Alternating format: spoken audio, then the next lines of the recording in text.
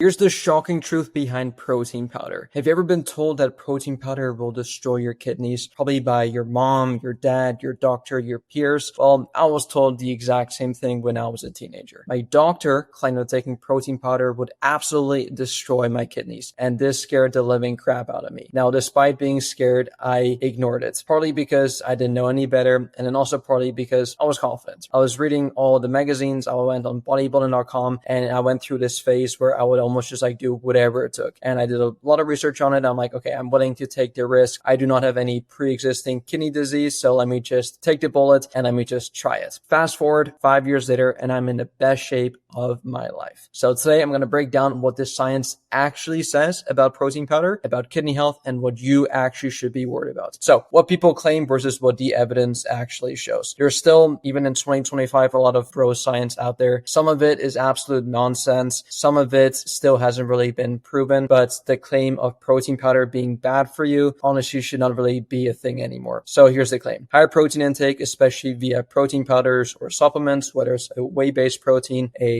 vegan-based protein, whatever it may be, damages kidneys in healthy people. But the evidence shows that there's no credible evidence that protein intake with normal to high ranges harm kidneys in healthy individuals.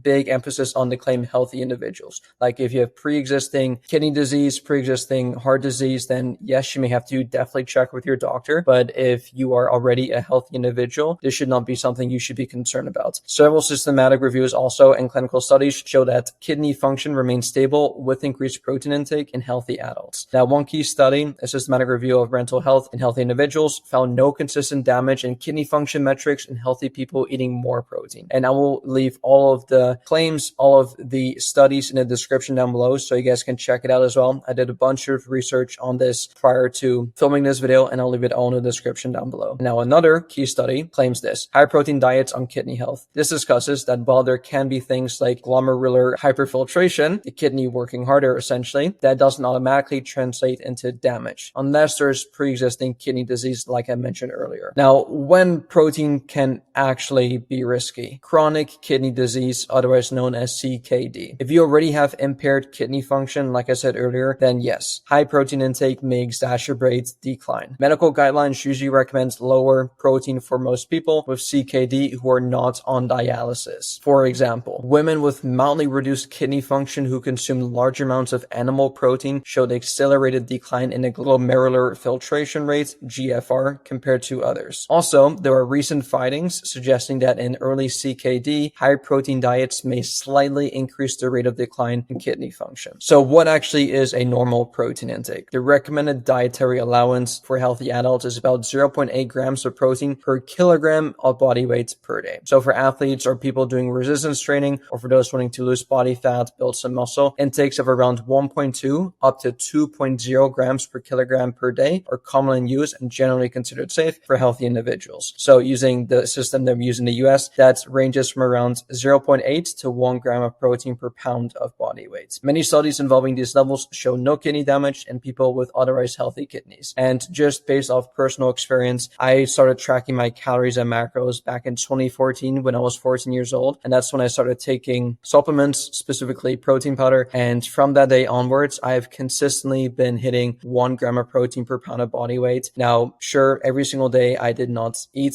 or consume a protein powder, whether it was like a whey-based protein powder or vegan-based protein powder, but I would definitely say that more often than not, I definitely incorporated a protein shake into my diet to help me hit my required protein targets, because no one accidentally hits their 1 gram of protein per pound of body weight goal. Like if you weigh 150 pounds, even 200 pounds, you're not just going to accidentally eat 200 grams or 150 grams of protein unless you make a conscious effort and really revolve every single meal you eat around a quality source of protein. And now protein powders can be super convenient and beneficial to helping you hit your protein targets, but it is not the end all be all. Like just because you want to hit your protein goals and want to live a healthier lifestyle and build some muscle does not automatically mean that you have to start taking protein powder. It is just a really easy, convenient, and also a really cheap and affordable way to hit your protein goals. There are so many other protein sources out there, right? It's chicken, fish, eggs, beef, Greek yogurts, milk, cheeses, all these things. And so I do typically recommend for most of my clients as well to get most of their protein intake from those whole natural single ingredient foods. But if you are are time constraints, or if you do not want to cook every single day, or if you're just in a crunch and you're in between meetings and you're at work and you just don't want to bring the Tupperware with you everywhere you go, I totally get it. I don't want to do that either. Having a protein shake or having a protein bar can be really, really convenient to help you hit your protein goals. Even nowadays, there are so many other quote unquote high protein food options out there. Like if you regularly like eating chips, there are now protein chips. If you normally like eating candy bars, there are protein bars, and they literally, in my opinion, taste better than the actual candy bar. There's some like protein Pop-Tarts nowadays as well. So despite living in a world where, yes, there's fast food all around us, there's hyper palatable processed foods, we also live in a world where hitting our protein goals increasingly becomes very, very easy. So don't just take it from me. I've been taking protein powder for the past decade now. I'm still super, super healthy. My blood work looks phenomenal. Best it's honestly ever been, despite consuming on average around 1 scoop of protein powder per day. Now, I have been using more of a vegan-based protein lately, just because I noticed that honestly, I just prefer the taste. And then also digest slightly better for me. I noticed that dairy intakes, especially higher intakes of dairy, don't really digest too well with me. Although with that said though, most whey-based protein powders, especially like a whey isolate, better yet, a hydrolyzed whey protein, gets rid of most, if not all, of the lactose. So even if you are lactose intolerant, consuming a whey isolate protein powder or a hydrolyzed whey isolate protein powder, you honestly really should not have any issues digesting that. But like I said, just for personal preference, I prefer using a vegan protein blend. So protein powder does not equal bad stuff. It's just a tool, like I said, a really convenient way to help reach those protein goals. Whole foods are great, but protein powders can help fill those gaps, especially when your diet is busy or food access is limited. Now, here are the issues that people should be worried about rather than the mythical kidney destruction. Number one is total calorie intake. Getting too many calories in will lead to fat gain. That is it. Now, you can still very well be in a calorie surplus, meaning that you're eating more calories than you burn on a daily basis by consuming more protein powder, but more likely than not, if you consume a protein powder, it naturally decreases your appetite because protein is a pretty satiating macronutrient compared to carbs and fats. But you still have to be mindful. Like if you consume, let's say 5 or 10 protein shakes a day, the protein in itself may not necessarily be bad, but the added calories can be bad, because if you're simply consuming too many calories, whether it's coming from protein or from carbs or from fats, you're going to gain weight. And if you gain too much weight, if your body fat percentage is too high, that is not going to be healthy for you. Number two, processed junk food. So even with a high protein diet, if most of your diet is still ultra processed, loaded in sugars, bad fats, etc., you still have high risks such as cardiovascular, metabolic health, all these other things. And then lastly is protein source. Highly processed protein powders versus clean ones. Now here's what the studies actually suggest and the nuance. Some studies show glomerular hyperfiltration when increasing protein intake. That means the kidney filters more blood. On its own, that isn't necessarily a harmful thing over the short term in healthy people, but it becomes more concerning when there's a pre-existing damage or loss of adaptive reserve. A recent study in older adults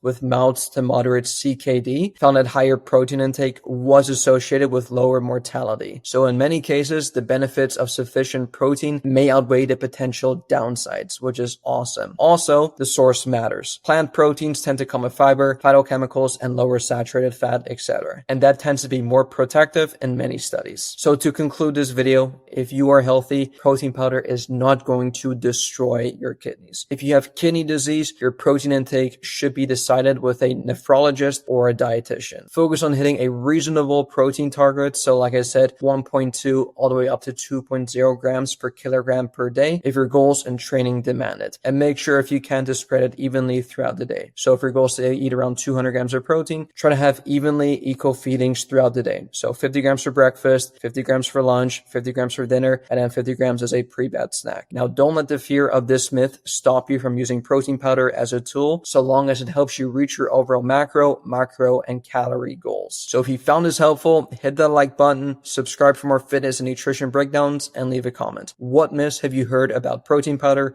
or in fitness in general? Thanks for watching, and I'll see you in the next one. Peace.